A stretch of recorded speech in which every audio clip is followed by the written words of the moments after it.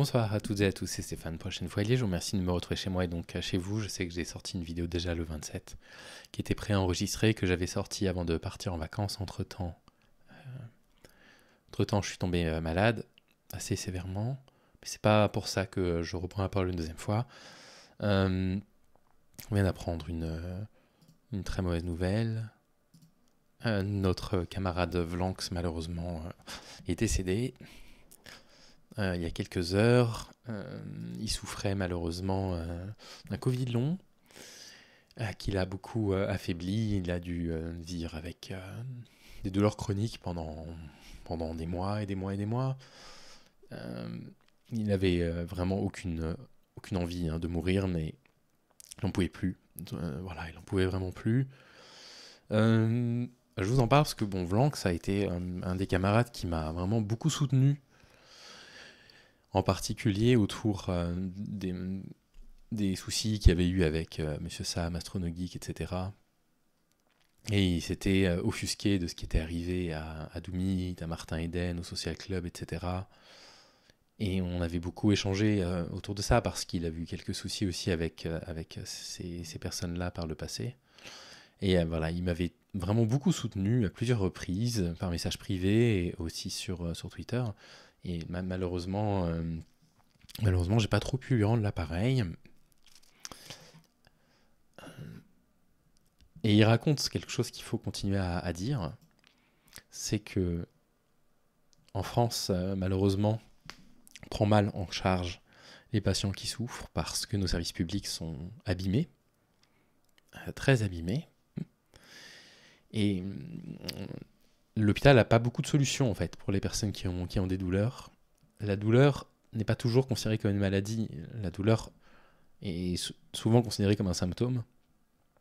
Mais la douleur en soi, quand on n'en trouve pas la cause, est une maladie en fait, n'est pas un symptôme et on a du mal à la prendre en charge. Et c'est ce qu'il racontait quand il disait voilà que il a d'abord subi un Covid léger au départ, qui s'est installé en fait avec le temps et qu'il est passé de je vais très bien à j'ai des idéations suicidaires quotidiennes. Et donc il raconte l'histoire de son Covid long. Et j'avais envie déjà de vous informer évidemment de ça, voilà, par amitié pour Vlanx évidemment.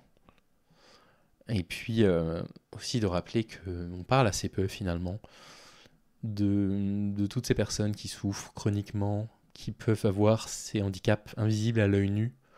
En tout cas moi j'en parle assez peu, c'est une erreur.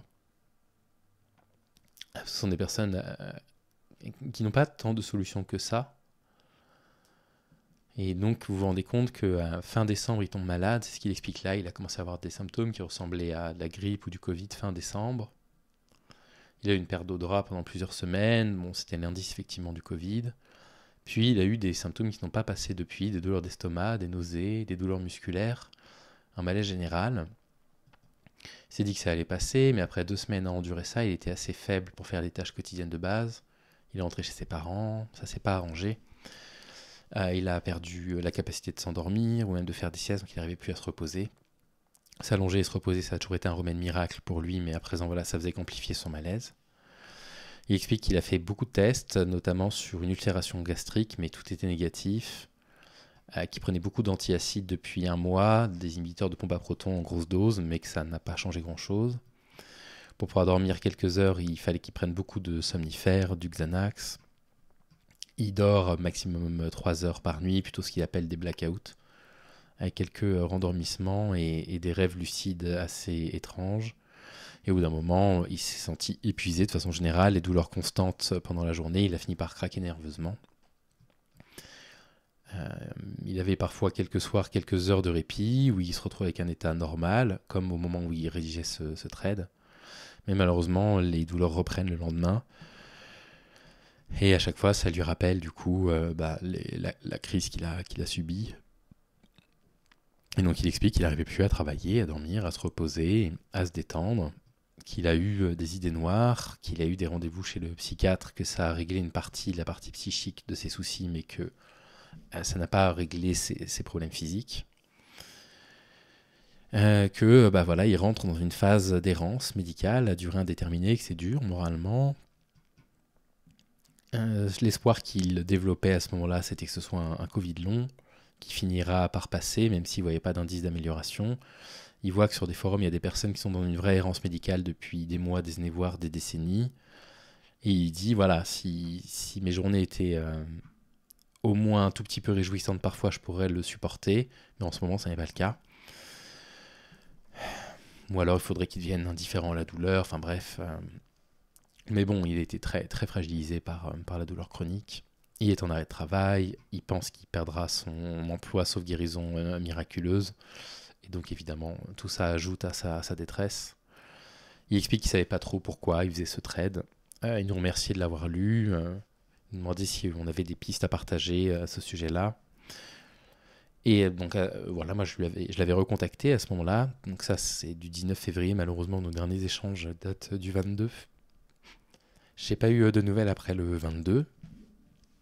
Après qu'il ait décrit des douleurs dans l'aine qui l'inquiétaient. Et donc, voilà, c'était trop dur pour lui. Donc, qu'il repose en paix. Si vous êtes un de ses proches, je ne vous connais probablement pas. Vous avez tout mon soutien, toute mon affection.